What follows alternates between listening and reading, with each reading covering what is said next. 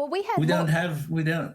well, we had Maureen Deeming, as you rightly said, who was basically expelled from the party for having somebody gate crash her event. She wasn't associated with them. She didn't agree with them. She was frightened of them being there and asked them to be told to leave. But then we have members of the Greens and Labor Party who are repeating the same rhetoric as these people, and they haven't been expelled from their parties. They haven't had any recourse against them.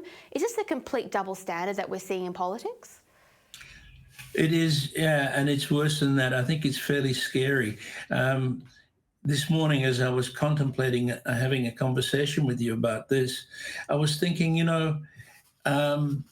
it far-fetched to expect sometime in the near future, with the cover of the politicians doing the same as the protesters, in other words, becoming Nazis in all respects, is it too far-fetched to expect the equivalent of Kristallnacht sometime soon, where a Jewish shop or a Jewish business is ransacked as they were on Kristallnacht?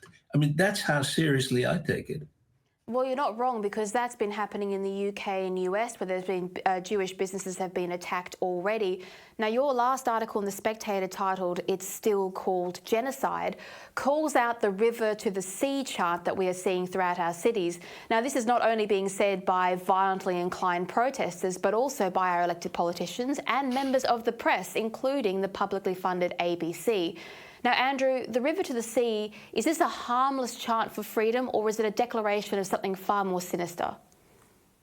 Well, everybody knows that it's far more sinister.